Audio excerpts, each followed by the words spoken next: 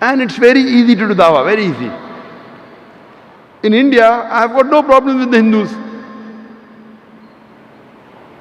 I tell them that if you read Mahabharata is one of the sacred scriptures of the Hindus. If you read Mahabharata, there are more verses of fighting in Mahabharata than in the Quran.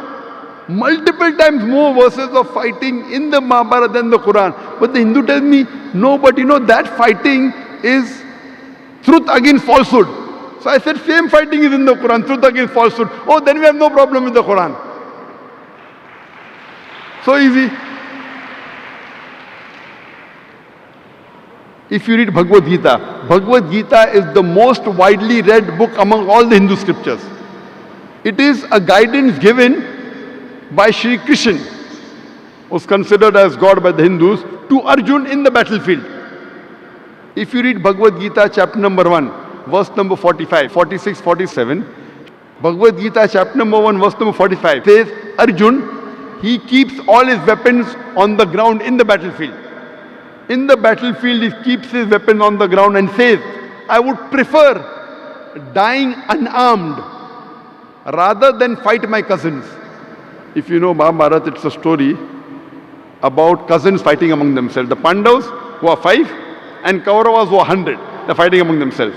So Arjun says, I would prefer dying unarmed in the battlefield than fight my cousins. A few verses later, Bhagavad Gita chapter number 2, verse number 2 and 3. Shri Krishna, Almighty God of the Hindus, he gives his advice. Oh Arjun, how could you be so impotent? How could you be so scared?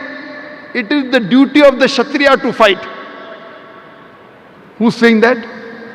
Shri Krishna is telling Arjun that it is the duty of the Kshatriya to fight. Now, if I tell that Shri Krishna is telling Arjun to kill his cousins, it will be devilish. It's quoting out of context. What Shri Krishna is saying, that for the truth, even if you have to fight your cousin, no problem. Be close to truth, as Quran says in Surah Nisa, chapter 4, verse 135. Ya ayyuhallazina amanu, O you believe, stand out for justice as witness to Allah subhanahu wa ta'ala, even if it be against yourself, against your parents, against the relatives, whether it be rich or poor. But if I quote out of context, it will sound devilish.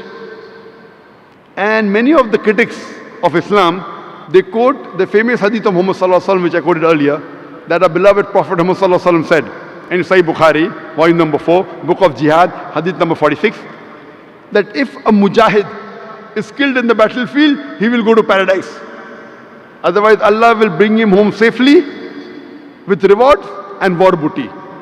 If you read Bhagavad Gita, chapter number 2, verse number 37, Shri Krishna is telling Arjun, O Arjun, blessed are those people who get opportunity to fight. And if you die in the battlefield, you will go to Swarg, to paradise. Or if you come back safely, Allah will give you the booty of war. Verbatim what is mentioned in Sahih Bukhari, volume 4, Hadith number 46, is mentioned in Bhagavad Gita, chapter number 2, verse number 37. When critics like Arun Shuri take out mistake in the Quran, they have not read their own Hindu scriptures. So easy. I never have problem while speaking to the Hindus. Majority of the Hindus, when they hear my speech, they like, only there may be some politicians. Politicians like creating fitna and discord. So the politicians may not like my speech because, Zakir is uniting the Hindus and Muslims together.